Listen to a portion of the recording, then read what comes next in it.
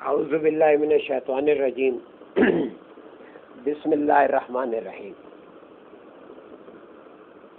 کتاب کلندر شعور کے صفحہ نمبر 65 سے ہم آج کے مطالعے کا آغاز کریں گے۔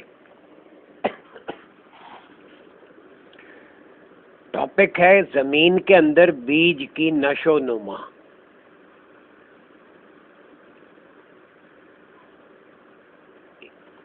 حضور مرشد کریم فرما رہے ہیں کہ عام طور سے یہ تاثر لیا جاتا ہے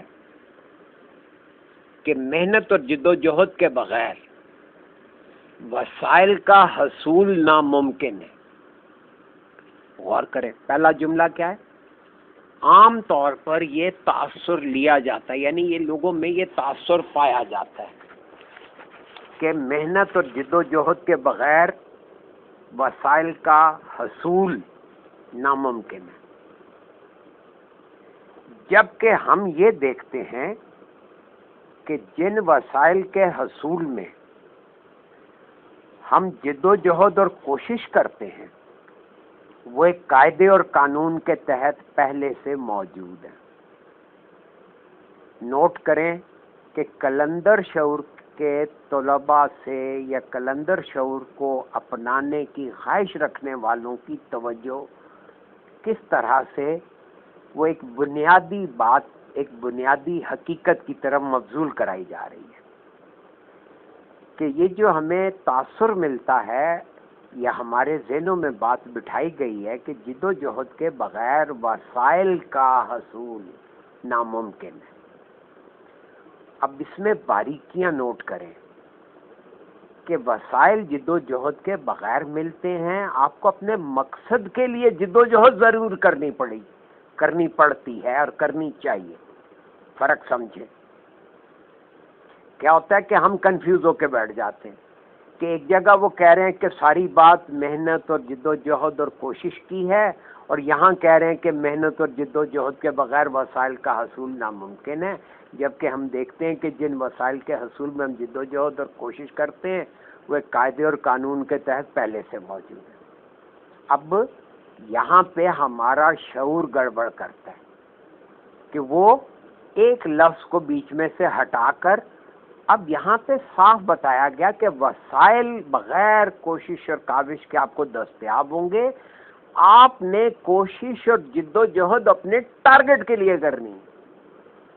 غور کریں، یہ ابہام جو تھا، یہ بہت سارے کئی دفعہ بات ہوتی ہے دوستوں سے، تو وہ یہ سوال اٹھاتے ہیں کہ جی ایک جگہ آپ لکھتے ہیں کہ محنت اور جد و جہد کے بغیر وسائل ملتے ہیں، دوسری جگہ کہہ رہے ہیں کہ محنت اور جد و جہد کرنی ضروری ہے، تو یہ کیا قصہ ہے؟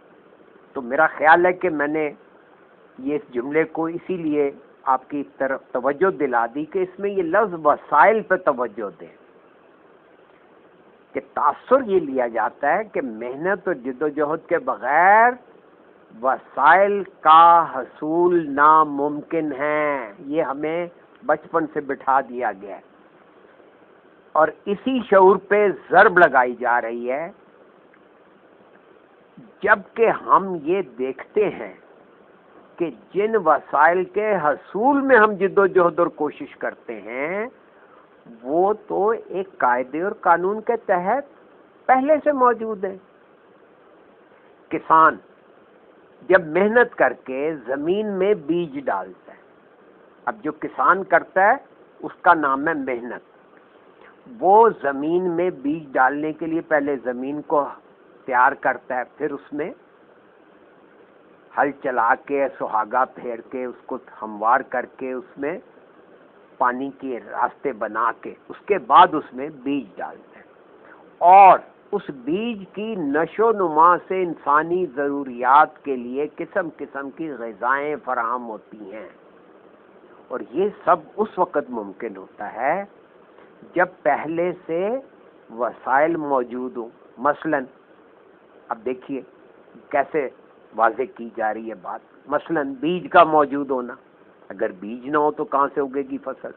زمین کا موجود ہونا، پھر زمین کے اندر بیج کو نشو و نما دینے کی صلاحیت کا ہونا،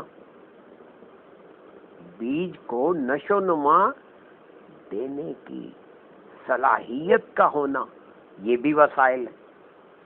بیج کی نشو نما کے لیے پانی کا موجود ہونا، پھر چاندنی کا موجود ہونا، ہوا کا موجود ہونا، اور موسم کے لحاظ سے سرد و گرم فضا کا موجود ہونا، دھوپ کا موجود ہونا۔ اگر بیج موجود نہ ہو یا زمین کے اندر بیج کو نشو نما دینے کی صلاحیت موجود نہ ہو، پانی موجود نہ ہو، ہوا موجود نہ ہو، تو انسان کی ہر کوشش بیکار ہو جائے گی۔ اب اس پیراگراف میں آپ نے دیکھا کہ اصل میں وسائل سے کیا مراد لی جا رہی ہے، کن وسائل کا وہ تذکرہ کر رہے ہیں۔ یہ سارے وسائل جن کی بابت قلندر شعور آگاہ کر رہا ہے، اس پہ غور و فکر ہونا چاہیے، اس پہ آپ کی توجہ مرکوز رہنی چاہیے۔ اگلا ٹاپک ہے اللہ کی ذیلی تخلیق۔ اب اسی بات کو جاری رکھتے ہوئے حضور مرشد کریم نے یہ فرمایا کہ اللہ کا یہ وصف ہے، یعنی کہ یہ اللہ کی صفات میں سے صفت ہے کہ جب وہ کسی چیز کی تخلیق کرتا ہے تو اس تخلیق سے اربوں خربوں تخلیقات وجود میں آتی ہیں۔ اگر آدمی پیدا کیے تو آدمی سے آدمی دیکھیں کتنی خربوں تخلیقات وجود میں آئیں کہ نہیں آئیں۔ ہر تخلیق میں آگے تخلیق کرنے کی صلاحیت رکھی۔ اللہ کا یہ وصف ہے کہ جب وہ کسی چیز کو تخلیق کرتا ہے تو اس تخلیق سے اربوں خربوں تخلیقات وجود میں آتی ہیں۔ ہم سمجھتے ہیں یہ ایسے ہی ایک شاعرانہ یا ادیبانہ انداز کلام ہے، نہیں، یہ حقیقت ہے۔ موجودہ دور میں بجلی کی مثال ہمارے سامنے، اب اللہ کی ایک ذیلی تخلیق، بجلی ذیلی تخلیق ہے، بجلی یعنی الیکٹریسٹی ہے۔ اب اس بجلی کے ذریعے، اب اسے ذیلی کیوں کہا؟ ذیلی کا مطلب ہے کہ یہ اصل میں بادلوں میں پیدا ہوتی ہے یا الیکٹران کی حرکت سے وجود میں آتی ہے، تو یہ ایک ذیلی تخلیق ہوئی، اصل تخلیق الیکٹران ہوا۔ تو اللہ کی ایک ذیلی تخلیق بجلی الیکٹریسٹی ہے۔ اس بجلی کے ذریعے ہزاروں ایجادات منظر عام پر آ چکی ہیں اور آئندہ آتی رہیں گی۔ اس صورتحال کے پیش نظر ہمارے اوپر یہ راز منکشف ہوتا ہے، یعنی اس ایک مثال پہ غور کریں کہ اللہ نے وسائل اس لیے تخلیق کیے ہیں کہ نوع انسانی ان وسائل کے اندر مخفی قوتوں کو تلاش کر کے ان سے کام لے۔ یہ ہے انسان کا اصل مقام، کہ جو وسائل اللہ نے دیے ہیں وہ ان وسائل کے اندر مخفی قوتوں کو تلاش کرے۔ اب یہ مخفی قوتوں کو کیسے تلاش کرے؟ اور جب قوم ان مخفی صلاحیتوں کی تلاش میں لگ جاتی ہے تو اس کے اوپر اللہ کی طرف سے نئے نئے انکشافات ہوتے ہیں۔ اب یہ نئے نئے انکشافات بھی اللہ ہی عطا کرتا ہے، منکشف کرنا یہ اللہ کی صفت ہے، اسی سے لفظ کشف ہے۔ جب وہ انکشافات کی روشنی میں تفکر کرتی ہے تو نئی نئی ایجادات وجود میں آتی رہتی ہیں۔ قلندر شعور ہماری رہنمائی کرتا ہے کہ کائنات میں جتنی بھی چیزیں ہیں سب دو رخوں پر قائم ہیں۔ اب بات چل رہی ہے وسائل کے اندر مخفی قوتوں کو تلاش کرنا، تو وسائل کے اندر مخفی قوتیں کیا ہیں؟ پہلے تو وسائل کا ظاہر دیکھیں گے، پھر اس کا باطن دیکھیں گے۔ اس لیے یہ بات یہاں پہ بیان ہو رہی ہے کہ قلندر شعور ہماری رہنمائی کرتا ہے کہ کائنات میں جتنی بھی چیزیں ہیں سب دو رخوں پر قائم ہیں۔ تخلیق کا ایک رخ ظاہر ہے اور دوسرا رخ باطن۔ اب دیکھیے یہ ظاہر اور باطن کی شرح آنے لگی ہے۔ اب پانی ایک سیال چیز ہے، یعنی لیکوڈ، مایا۔ پانی ایک سیال چیز ہے، اسی سے لفظ سیال سے سیلاب ہے۔ سیل بہنے کو کہتے ہیں، بہنے والی چیز کو سیال کہتے ہیں۔ پانی ایک سیال چیز ہے، یہ اس کا ظاہری رخ ہے، یعنی پانی جس طرح ہمیں نظر آ رہا ہے یہ اس کا ظاہری رخ ہے، لیکن جب پانی کے اندر مخفی صلاحیتوں کو تلاش کیا جاتا ہے تو اس کی بے شمار صلاحیتیں ہمارے سامنے آتی ہیں، یعنی پانی کے اندر مخفی صلاحیتیں، پانی کا باطن ہوا۔ تو باطن کس کو کہا؟ کسی بھی چیز کے اندر جو پوشیدہ، چھپی ہوئی، خفتہ، سوئی ہوئی مخفی صلاحیتیں جو ہیں یہ اس کا باطن ہے۔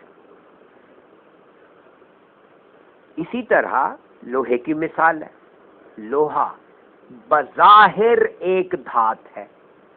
اب یہ لفظ بڑا معنی خیز ہے یہاں پہ، بظاہر یعنی اس کا ظاہر ایک دھات جیسا ہے۔ لوہے کے ذرات کے اندر جب کوئی شخص مخفی قوتوں کو تلاش کر لیتا ہے تو نئی نئی اختراعات اور ایجادات اس کے ارادے اور اختیار سے بنتی رہتی ہیں۔ یعنی لوہے کی ظاہری شکل دھات کی ہے، اس کا ایک رنگ ہے، اس میں ظاہری خصوصیات ہیں، سختی ہے وغیرہ وغیرہ، لیکن اس کے اندر جو خفیہ، مخفی، چھپی ہوئی پوشیدہ صلاحیتیں ہیں، جب انسان ان کو تلاش کر لیتا ہے یا ان سے کام لینا شروع کر دیتا ہے تو وہ تلاش کرتا ہے تو اللہ اس کو تلاش میں کامیابی دیتا ہے۔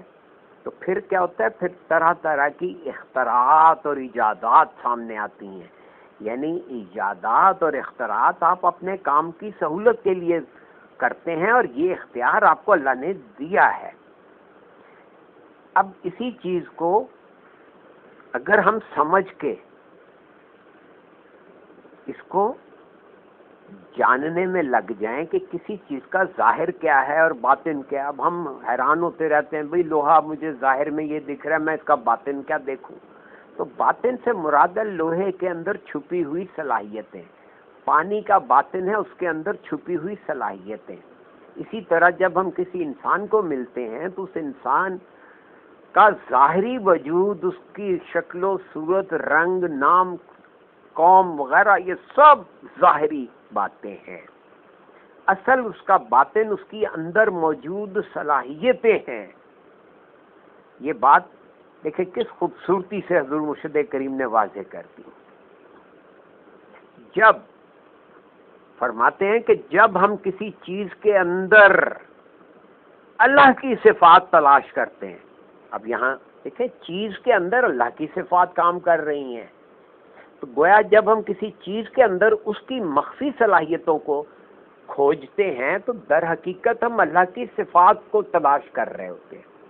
تو ہمارے اوپر یہ منکشف ہوتا ہے کہ پوری کائنات موجود ہے، یعنی وجود رکھتی ہے۔ کائنات میں جو کچھ بنایا گیا ہے یا زمین میں جو کچھ موجود ہے یہ سب انسان کے لیے تخلیق کیا گیا ہے۔ آپ کو یہ جملہ انڈر لائن کر لینا چاہیے، یہ بہت ہی قیمتی بات ہے۔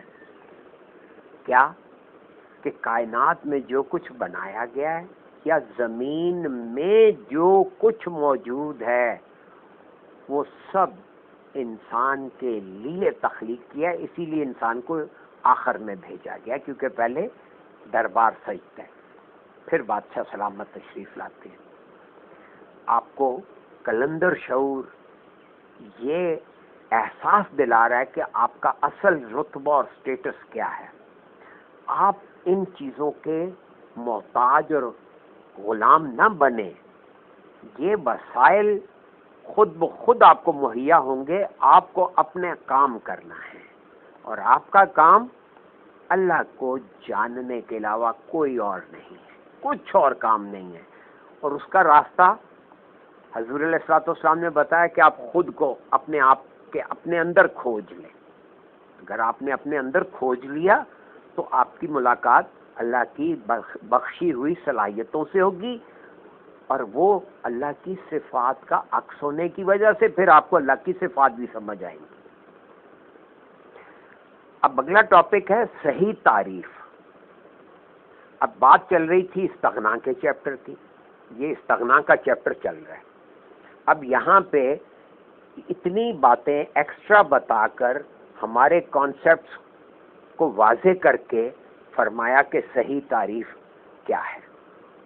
استغنا سے مراد صرف یہی نہیں کہ آدمی روپے پیسے کی طرف سے بے نیاز ہو جائے، یعنی یہ بھی ایک مغالطہ ہے، کیونکہ روپے پیسے اور خواہشات سے کوئی بندہ بے نیاز نہیں ہو سکتا. ضروریات زندگی اور متعلقین کی کفالت ایک لازمی امر ہے. امر، اب دیکھیں یہاں پہ امر کا مطلب کام ہے، ایک لازمی امر ہے، اور اس کا تعلق حقوق العباد سے ہے، یعنی آپ اس سے بے نیاز نہیں ہو سکتے. استغنا سے مراد یہ ہے کہ آدمی جو کچھ کرے اس عمل میں اس کے ساتھ اللہ کی خوشنودی ہو، یعنی عمل میں اس کے مقصد کی وجہ کے ساتھ ساتھ اللہ کی خوشنودی بھی شامل ہو. یہ ہے استغنا، کہ آپ جو کام بھی کریں اس لیے کریں کہ یہ کام کرتے اللہ دیکھ رہا ہے مجھے اور وہ خوش ہو رہا ہے. آپ اس جذبے سے جب کریں گے تو آپ کو استغنا حاصل ہوتا چلا جائے گا. دوبارہ سن لیں، فرمایا استغنا سے مراد یہ ہے کہ آدمی جو کچھ کرے، یعنی جو کچھ کرے اس عمل میں اس کے ساتھ اللہ کی خوشنودی ہو، اور اس طرز فکر یا عمل سے اللہ کی مخلوق کو کسی طرح کا نقصان نہ پہنچے. یہ دیکھ لیجئے شرط ہے. یہ ہے استغنا. استغنا کیا ہے؟ کہ آپ جو بھی کریں اس جذبے سے کریں کہ اللہ خوش ہو رہا ہے، اللہ کو میں نے خوش کرنا ہے، اللہ کی خوشنودی کے لیے کر رہا ہوں. اور ساتھ میں ظاہر ہے جب آپ اللہ کو خوش کر رہے ہیں تو اس کی مخلوق کو تو ناخوش نہیں کر سکتے نا. تو اس لیے ضروری ہے کہ اس طرز فکر یا طرز عمل سے اللہ کی مخلوق کو کسی طرح کا نقصان نہ پہنچے. ہر بندہ خود خوش رہے اور نوع انسانی کے لیے مصیبت اور آزار کا سبب نہ بنے. آپ کو خوش رہنے کا طریقہ اور سلیقہ سکھا دیا کہ آپ نے خوش رہنا ہے اپنے خرچے پہ، آپ نے خوش رہنا ہے خود رہنا ہے. آپ اپنی خوشی کے لیے کسی کے لیے مصیبت اور آزار کا باعث نہ بن جائے. یہ ایک واحد چیک ہے، ضروری ہے. اب یہ کیوں ضروری ہے کہ بندے کے ذہن میں یہ بات راسخ ہو کہ کائنات میں موجود ہر شے کا مالک در و بست اللہ ہے. اللہ ہی ہے جس نے زمین بنائی، اور اللہ ہی ہے جس نے بیج بنایا. اللہ ہی ہے جس نے زمین کو اور بیج کو یہ وصف بخشا کہ بیج درخت میں تبدیل ہو جائے اور زمین اس کو اپنی آغوش میں پروان چڑھائے، پانی درختوں کی رگوں میں خون کی طرح دوڑے، ہوا روشنی بن کر درخت کے اندر کام کرنے والے رنگوں کی کمی کو پورا کرے. ذرا غور کریں، ایک ایک جملے میں کیا کیا راز بتا دیے کہ ہوا روشنی بن کر درخت کے اندر کام کرنے والے رنگوں کی کمی کو پورا کرے، دھوپ درخت کے ناپختہ پھلوں کو پکانے کے لیے مسلسل ربط اور قاعدے کے ساتھ درخت سے ہم رشتہ رہے، چاندنی پھلوں میں مٹھاس پیدا کرے. اب یہ بات مجھے یقین ہے کہ اکثر لوگوں کو معلوم نہیں کہ دھوپ درخت کے ناپختہ پھلوں کو پکانے کے لیے ضروری ہے اور چاندنی پھلوں میں مٹھاس پیدا کرتی ہے، اور زمین کی یہ ڈیوٹی ہے کہ وہ ایسے پتے اور پھل پیدا کریں جن سے مخلوق کی ضروریات موسم کے لحاظ سے پوری ہوتی رہیں. غور کریں، یہ درختوں کی ڈیوٹی ہے. وہ اپنی ڈیوٹی کیسے ایمانداری سے پوری کرتے ہیں. ان کو پانی چاہیے، ان کو ہوا چاہیے، ان کو روشنی چاہیے، ان کو چاندنی چاہیے، ان کو زمین چاہیے. سب چیزیں پہلے سے دستیاب ہیں، تب پودا کام کرتا ہے. اسی طرح اگر ہم اپنے کام سے کام رکھنا سیکھ جائیں تو وسائل اللہ خود بخود مہیا کیے ہوئے ہیں، بلکہ پہلے سے موجود ہیں وسائل۔ میرا خیال ہے یہاں رک جاتے ہیں۔ یہاں پہ آپ کے ذہنوں میں کوئی سوال ہو تو ضرور پوچھ لیجیے۔ سر میرا ایک سوال ہے، جی، اس عمل میں اس کے ساتھ اللہ کی خوشنودی ہو، اس میں مجھے سمجھنا ہے سر، کیا ہم اللہ کو خوش رکھ سکتے ہیں، یعنی ایک بندے ہونے کے ناطے؟ بالکل ٹھیک کہا آپ نے، ہمارا کام ہی اللہ کو خوش کرنا ہے۔ اللہ نے ہمیں اسی لیے تخلیق کیا کہ ہم کو دیکھ کے اللہ میاں خوش ہوں۔ اللہ نے اپنی خوشی کے لیے آپ کو تخلیق کیا نا۔ آپ نے جو بھی کام کرنا ہے اس جذبے سے کرنا ہے۔ میں نے جملہ کہا تھا، آپ دوبارہ سن لیجئے، میں یہ عرض کر رہا ہوں کہ آپ جو بھی کریں آپ یہ سوچ کے کریں کہ مجھے یہ کام کرتے دیکھ کر اللہ خوش ہو رہا ہے۔ اور کریں، ہم شعوری طور پہ دیکھیں نا، آپ کے شعور نے پر مارا کہ جی اللہ کو خوش کرنے کی میری کیا حیثیت ہے، بالکل صحیح کہا آپ نے، لیکن وہ جو زاویہ میری گفتگو کا تھا حضور مرشد کریم کے ارشادات کا ہے، ذرا اس کو پکڑے نا، اس کو ٹو کریں کہ وہ یہ فرما رہے ہیں کہ اللہ کی خوشنودی کے لیے ہو جو عمل بھی آپ کریں۔ اللہ کی خوشنودی کا کیا مطلب ہے؟ بات تو آپ کی صحیح ہے کہ ہماری کوئی حیثیت نہیں، بھئی اللہ نے ہمیں تخلیق اسی لیے کی ہے، تبھی تو کہا جنت میں رہو۔ غور کریں، جب اللہ نے چاہا کہ آپ خوش ہوں تو اللہ آپ کو خوش دیکھ کر ہی تو خوش ہو رہے ہیں، ہاں یا نہیں؟ جی بالکل۔ تو آپ نے کیا کرنا ہے؟ صرف خوش رہنا ہے، صاف تو لکھا ہے۔ کیا جملہ پڑھا آپ نے کہ ہر بندہ خود خوش رہے، کیا اس کے طرز عمل میں یہ بات ہونی چاہیے کہ میں نے خوش رہنا ہے اور مخلوق کو کوئی آزار نہیں پہنچانا، ٹھیک ہے؟